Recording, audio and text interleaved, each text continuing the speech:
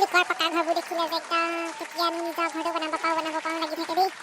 মোক বা 2 মহলীয়া 3 মহলীয়া ঘৰ নালাগে, যেনে তেনে সেই ফ্ল'ৰখন পকা কৰা, ৱাল দুখন গোটেইকেইখন পকা কৰা ঘৰ এটা হ'লেই হৈ যায়। বেলেগ ভাল লাগিব থাকি দেই, থাকিয়ে পোৱা নাই আজিলৈকে। চুন্দিয়া ঘৰ এটাতো থাকি পোৱা নাই, নালাগে পকা ঘৰ বাদেই দিছোঁ। কেতিয়ানো পাম আৰু দেই পকা ঘৰত থাকিবলৈ, পকা বাথৰুম লেট্ৰিনত থাকিবলৈ। সেইটোহে সপোন দেখি আছোঁ আৰু কটা দিনৰ পৰা পাই। খুইদেউ কৌ ওপৰলৈ চাই গৈছে, জ্যোতিষা কৰিব এতিয়া। তইহে কিনো চাম আৰু ঘৰবোৰকে চাই গৈছোঁ মানুহৰ। আমাৰ ঘৰটো বোলো বনাব পৰা নাই নহয়, পকাকৈ বোলো ঘৰ এটা বনাম বুলি কৰ্তব্য আশা কৰি আছোঁ। নাই বনাবই পৰা নাই। আপোনালোকৰ বোৱাৰীজনী গুচি যোৱা নাই জানো? তাৰ কাৰণে পকা ঘৰ বনাব খুজিছে এতিয়া। অকল বোৱাৰীহে পকা ঘৰত থাকিব লাগে নেকি? ময়ো থাকিব লাগে পকা ঘৰত? মই নিজৰ কাৰণে বনাব লৈছোঁ, এজনী গ'ল যি গ'ল আৰু নাহে সেইজনী। কেলৈ গ'লগে হয়? অহা কেইদিনো হৈছিলে, সেই এমাহো নহ'ল গুচি গ'লগে যে ঘৰলৈ। আপোনালোকে বৰ কষ্ট দিলে বুলি শুনিছোঁ। আৰু আমি একো কষ্ট দিয়া নাই হেও, নিজে গ'লগে। থাকিব নোৱাৰিলে, ফেচিলিটি নাপালে আমাৰ ঘৰত। একো কেঁচা ঘৰ দুৱাৰ যে নোৱাৰে হেনো থাকিব বোলে। কেঁচা লেট্ৰিনত তোমাৰ থাকিব নোৱাৰে বুলিছে, বৰ ধনী ঘৰ ছোৱালী যে। সেইকাৰণে নিজে গ'লগে, আমি একো অত্যাচাৰ কৰা নাই দেই। আকৌ বোলে আপুনি বোলে সেই পাচলি বিকিবলৈ পঠিয়াইছিলে বোলে তাইক ৰাস্তাই হয় নি? নিজে গৈছে হেৰৌ, মই নাই পঠিয়া পাচলি বিকিবলৈ। কোনে উলিয়াইছে বহা, কোনে উলিয়াইছে? জানো পাই, গোটেই বিবি বাবাকে ওলাইছিলে দেখোন কথাটো। মই কোৱা শুনিছিলোঁ। এই গাঁৱৰ মানুহবোৰৰ পৰা যে শান্তি নাই দেই, এনেই যি টি কথাবোৰ উলিয়াই থাকে। মিছা কথা কৈছে, একো সঁচা কথা কোৱা নাই দেই। মই কাকো অত্যাচাৰ কৰা নাই, নিজে গ'লগে। খুইদেউ মই যাওঁ দেই, মোৰ দোকানলৈ যাবলৈ আছিলে। কেনেকৈ যে খবৰ পায় নহয় এই চবে, বেলেগ কাম নাই নেকি? অকল এইবোৰকে সেই লোকক কি কৰিছে কি নাকা খুচৰি থাকিব একেবাৰে। গোটেই গাঁওখনৰ মানুহবোৰ একদম ক'ব লাগিব আকৌ দেই, ইমান একেবাৰে লোকৰ কথা খবৰ ৰাখিও ইমান বদনাম গাই ফুৰে নহয়। তেজ খাব এইবোৰ, কিবা বেলেগ কথা ভাবি থাকিম, কিবা কথা উলিয়াবগে।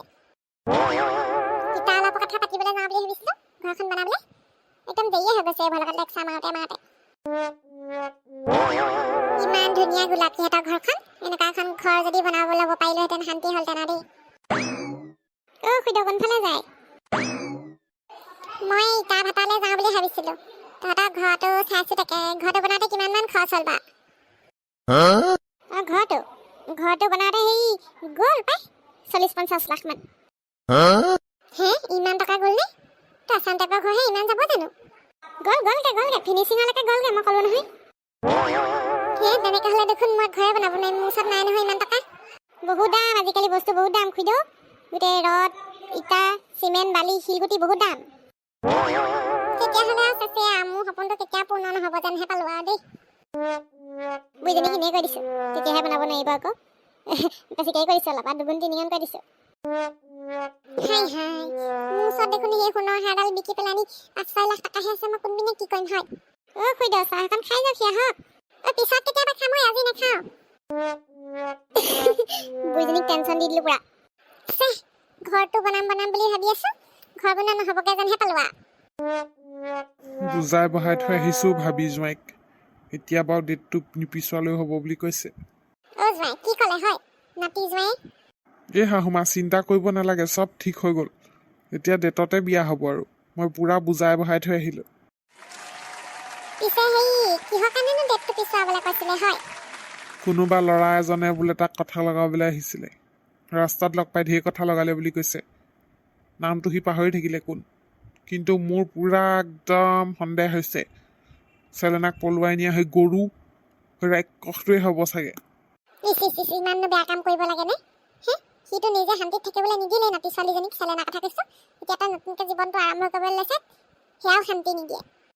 তাকেহে, কেনেকুৱা একদম অত্যাচাৰী জীৱ। সিটো নায়েই তাইৰ জীৱনত, আকৌ সি নথকা স্বত্তেও সি তাইক অন্যায় কৰিবলৈ আহিছে। বৰ তেজ খোৱা প্ৰাণী দেই এইবোৰ। মুঠতে প্ৰমাণ হ'লেই হ'ল। তাক মই ঘৰৰ পৰা চোচৰাই আনিম। তাক মই একো কোৱা নাই বুলিহে এতিয়া পৰ্যন্ত। চিনি পোৱা নাই সি মোক।